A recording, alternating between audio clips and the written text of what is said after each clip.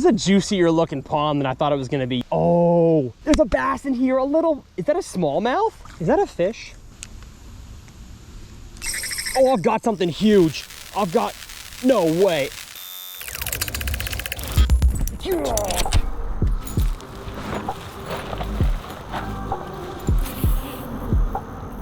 What's going on, folks? Welcome back to 200 Ponds. My goal with the series is to help you guys become better bass anglers, and you're in for a doozy of today's video. We're fishing a secret hidden pond on an island in the middle of the forest, but we have one bummer, and that is the camera Taylor is holding. He also held while filming this episode, but somehow I forgot to copy the SD card, so you're gonna see an entire chest cam angle, which some of y'all love, but I'm gonna show the fish to Taylor, I'm gonna show other things to Taylor, and you're not gonna see that angle, and I apologize. That's just how it goes. Being a YouTuber, sometimes I make mistakes, but you know what? Enough talking. It's still an awesome episode of stuff to learn and fish to catch. Let's get down to pond number 133.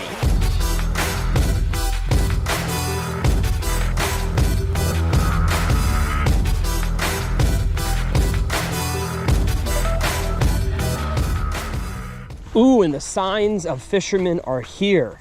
Red and white bobber. Let us don the polarized sunglasses. Oh my goodness. This is a juicier looking pond than I thought it was gonna be. Y'all saw the drone shot. I'll put another drone shot here. Really clear water. Get the backpack off and talk about conditions before we rig up some rods. I left them all unrigged, again, because I've never been here, just saw it on the map and thought, there's probably a fish in there. Really bad day to forget the boots that I'm sponsored by. I'm wearing my gym shoes again, but I am gonna be traversing quite a bit of steep, sandy banks today. Water conditions, I mean, you can tell it is crystal clear water. We have the same sort of sandy, rocky gravel here is what's underneath the bottom of the pond. I see a big bluegill, don't think y'all can see that. A big bluegill, small bluegill. I assume with how close we are to the Mississippi River, there's probably some crawfish in here as well. And then, oh, there's a bass in here, a little, is that a smallmouth? Yes, it is a smallmouth bass. That right there is a quarter scoop, but it's a smallmouth. So at least we know there's bass in here and he's cruising the shallows.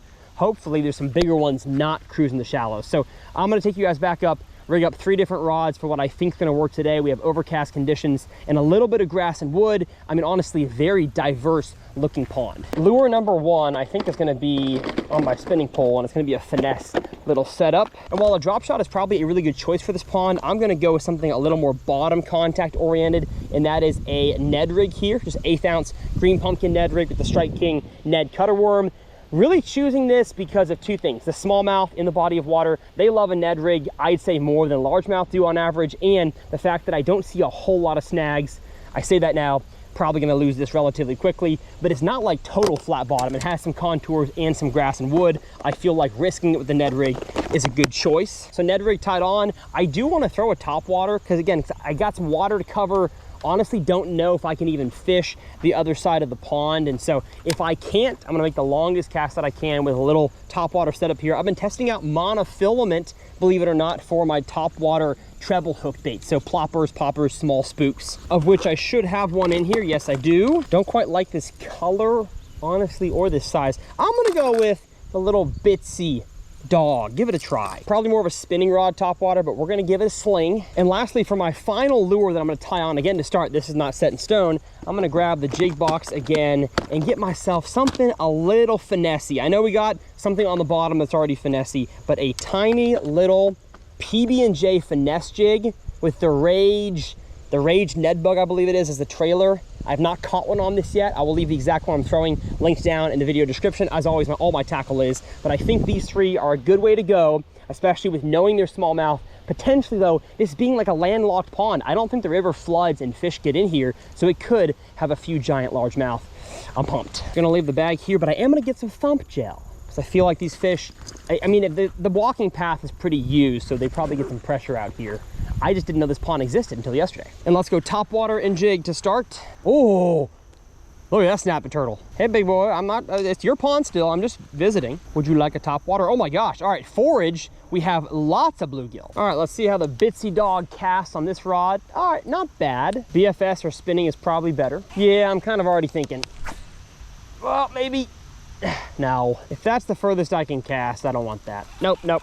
Popper it is. Not sure how much of a fan I am of this color, but seeing bluegill in the water actually might not be a bad idea. Now, the difficult thing about fishing topwater in a pond like this where the bank slopes off really quickly, as you can see, is you're probably not gonna get any bites more than 20 feet off the bank. So if I make a cast out there in the middle like I did, I can probably just reel in and make my next cast down the bank. And I can't lie, I'm kind of already having topwater doubts. Let's head down the bank, see if we got a shallower section for topwater. Little section, make a cast by a little tree. Goodness, water's so clear. I don't think this is gonna work, at least the time of day that I'm fishing. It's like noon. And I'm really only throwing this because I want to catch one on it. Is it my most high percentage lure? No, I don't think so. But I really think most people out there end up like forcing topwater to happen when it's probably not the best lure. Like I see kids all the time in February throwing a buzzbait out in the middle in ponds. It's just not a high percentage place to throw that lure or that time of year. Looks a little better down here. Yeah, the fish in a clear, deep body of water,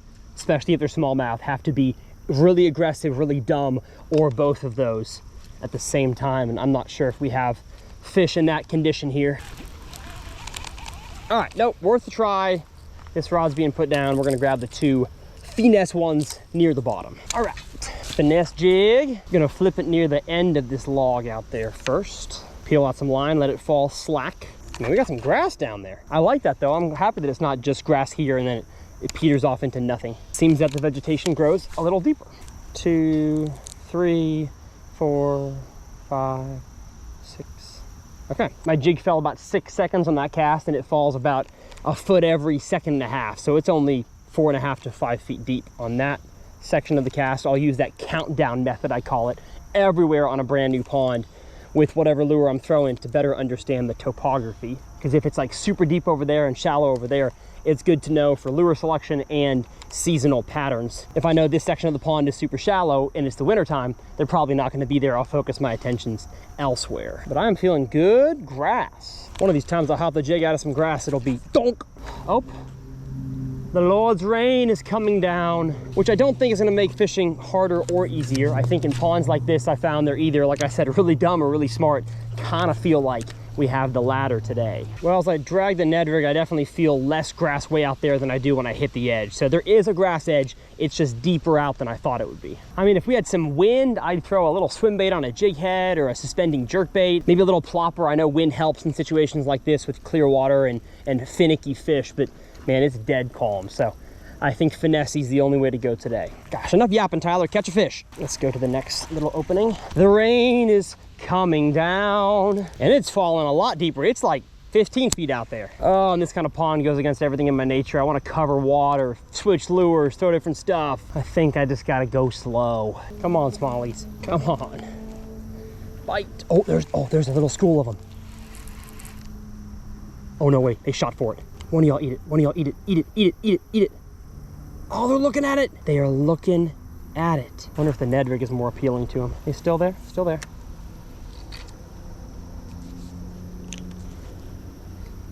Got him, got him, got him, got him. Get in here, get in here. Yes, let's go, baby. Secluded island pond. Got ourselves a little small jaw. Can you just relax a little bit? I know I just pulled you out of the water, but I wasn't gonna lose our first fish of the day. But the little 1/8 ounce perfect Ned head, smallie killer, let's go. Honestly, a really skinny fish. I kind of think they're all gonna be that way, but polarized sunglasses, sight casting strikes first. Come on, Taylor and viewers at home. All that feels good. Had to see one to catch one. Maybe they're cruising the edge. They're not out in the middle. I would expect the bigger ones are out in the middle, but I love that as soon as he saw it, I mean, all three, shoot right to it. Pond 133, success. Let's get it started hot. And we scared the rest of them away. Well, as smallmouth bass tend to be, if they see a lure, they're gonna eat it, especially in a pond like this. So I really just think we gotta get our Ned rig around them. But what is this, 1 acre pond? 1.5 acres, maybe 2? I mean, we gotta find the few fish that probably live in here. But that feels good. Nothing crazy, just a high percentage smallmouth lure, the Ned rig. And the way that I'm working my Ned rig here is just ever so slowly. Just hop, hop, hop, like 3-inch movements of my rod tip with a little reel. Hop, hop, hop, reel again. Just pretending this thing is a little worm or a little crawfish or a dying bluegill. In bottom composition like this, there's no need for a big, long drag or a huge hop off the bottom. That's more of a Texas rig, Carolina rig sort of thing. When it comes to shaky heads, Ned rigs, I'm just doing little hops like this, which, like I said, is not my favorite way to catch them. but it might be the way to catch them in a pond like this. Let's keep it moving. Oh, here. That's for you guys. You know what? Good reminder. If you got a wife or girlfriend, significant other, mother, all of us had mothers at some point, pause this video and go get them flowers. I'm gonna do the exact same thing while I'm editing this video, or while Taylor's editing it. I'm gonna get my wife flowers, because every woman likes flowers in their life. Uh-oh, tires. If y'all been around the channel, you know I love me a tire pattern, and I wanna catch them on the jig, but I just feel like I should stick with what I know catches them in this kind of bottom composition. And if there's smallmouth in here, which there are, and that's the Ned, this side of the pond definitely looks more flatty and shallow than that edge does. Mosquitoes, gosh. Dude, they're bad. They are bad out here. This pond is probably a breeding ground for them, being out here in the middle of the woods. Oh, I guess that's my second time ever catching a smallmouth in a pond. The first was at Mr. Kevin Van Dam's house. Those were Great Lakes small, or Michigan smallmouth, much larger as well. He stocks those in there. Oh my gosh. Oh wow. Oh my goodness.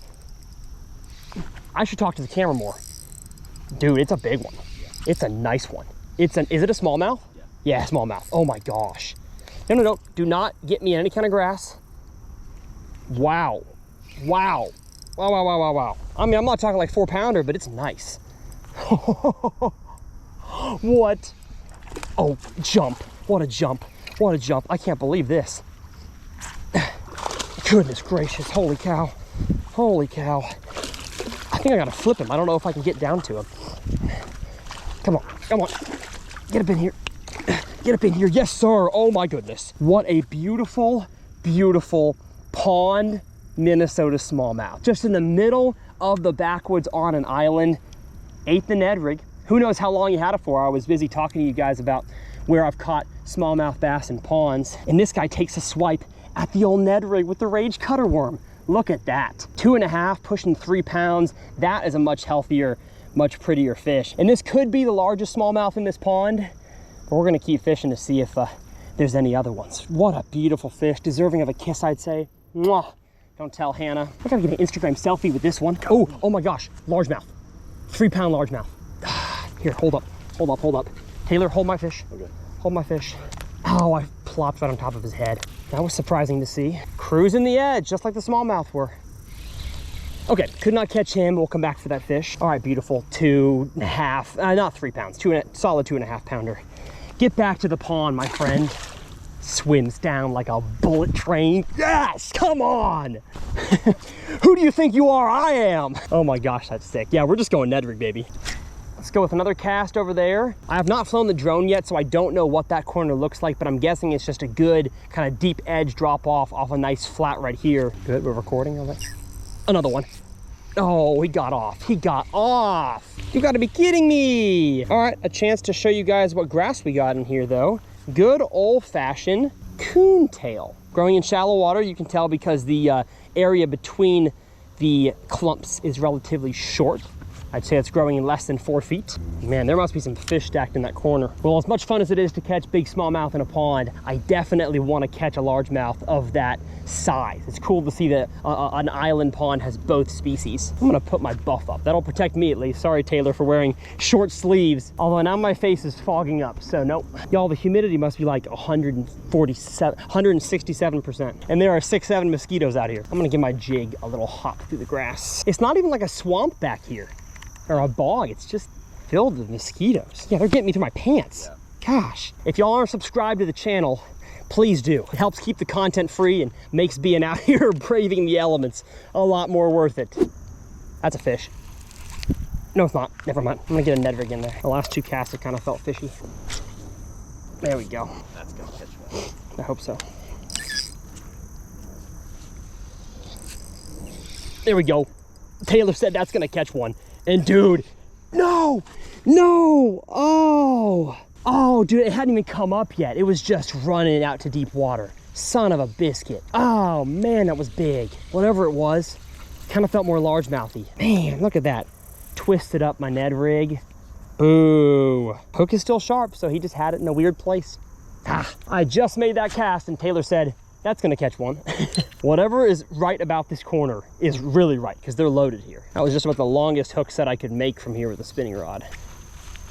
Oh, it looks like it's open over here. Yes, yes it is. I'm gonna be stealthy though and stay back a little bit, because especially with how many fish are in this corner, I wouldn't want to just run up on the bank and spook any off that I could catch. And yeah, I see a beautiful little area of coontail right here. That's what these fish are sitting on. And I'm gonna go jig, just easier to get out of the grass. But yeah, y'all can see that in the drone shot, that there is a beautiful, just big patch of coontail right here. Why is it growing in this corner as opposed to that corner? No idea. Man, a popper cast over that patch may have actually caught me one. Mm-hmm. Oh, uh-oh. I'm bringing back in slack line because I just got piked. Hey, triple species pond. Wait, no, bluegill, smallmouth, largemouth pike. What a diverse ecosystem. But that is a big time bummer, because that's the only like finessey jig that I had. So maybe that's the Lord telling me to throw a Ned rig. Stinky slimers. Let's see if I can't get on the shallow side of this coontail edge. Oh, look at this. Someone left their fishing line. So I'm gonna, as the Boy Scout says, do a good turn daily. And I'm gonna collect this braid. Blue braid, or no, green, Power Pro? I think it's Power Pro. Blech. Power Pro, blech. In my pocket it goes. Oh wait, did I put thump gel in my pocket? I did. Oh, I think a bit of thump gel green magic could work. Just cake that stuff on, baby. Especially on the rage flange, as they call it. I'm not just becoming a believer in scent, I am a believer in scent. And I don't know if thump gel is the best one out there, but it comes in a nice little tube. In all my testing so far about scent on soft plastics, it seems like it works best around fish that are already there. So like you're in an area that has fish, you've caught a few, then put scent on, it might get a few extra bites, but I don't think it helps fish find it from further away. Like I don't think the scent trail is honestly all that huge, but if they're around it, it might make them more likely to bite it. That's what I found. Well, I think we fished out this little pocket here. It was good for 2 fish? 2 fish and a loss, or 1 fish and a loss? 1 fish and a loss, he says. Oh, I really think I hooked that largemouth that I saw.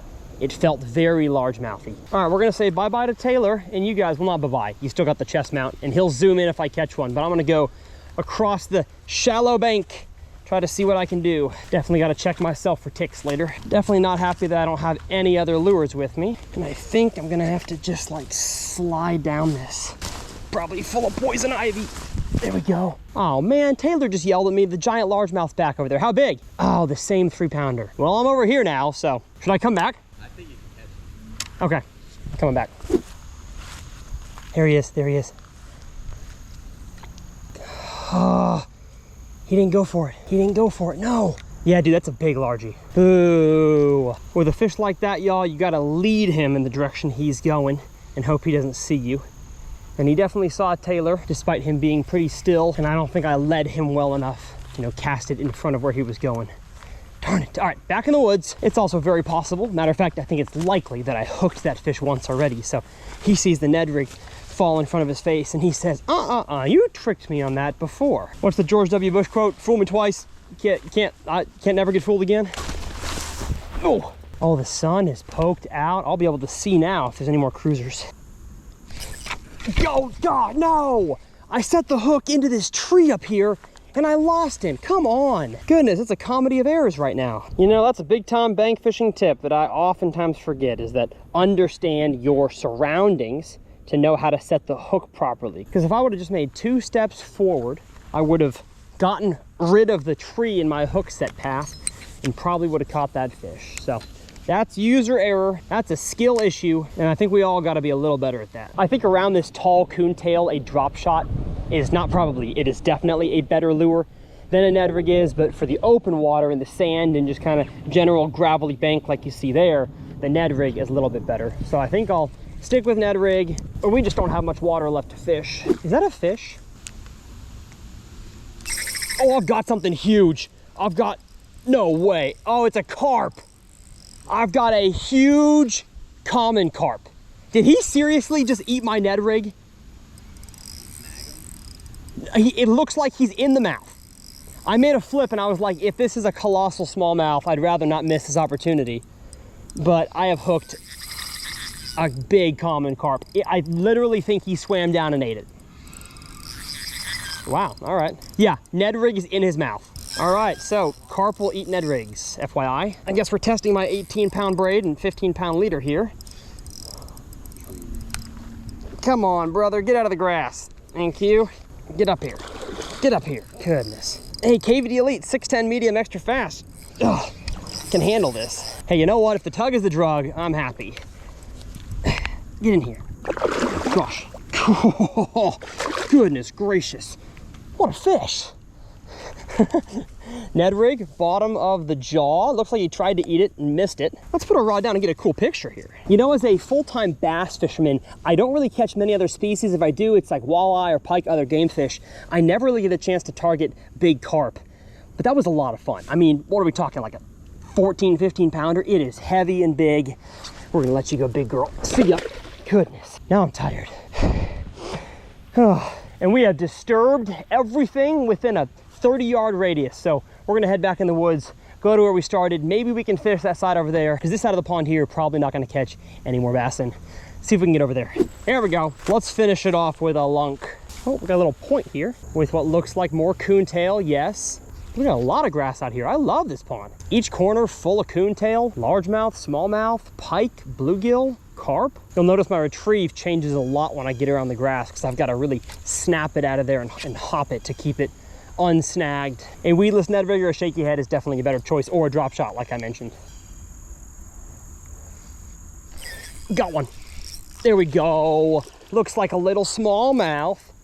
Just hopping it through the coontail. Goodness, they fight so hard. I love smallies, especially at a pond. Get in here. Get in here, you little guy. Yes, sir. Absolutely gorgeous colors on that fish right there. Just a little miniature version of the fish that I caught earlier. Could not stand, actually, he could stand so much, the Ned rig. It's like I want to end it there, but I don't. Oh yeah, y'all can tell from the drone shot, this pocket here is really shallow. I mean, coontail's in 1.5 feet of water. Yeah, I'm not vibing with this corner here. I gotta go a little further. This is the end for us. Grass. It's a bummer, but if you get grass on your lure, the very end of the cast, just go ahead, snap it a few times. If you can't get it out, reel in. They usually aren't gonna bite it if it looks like it has grass on it. Okie doke, last cast.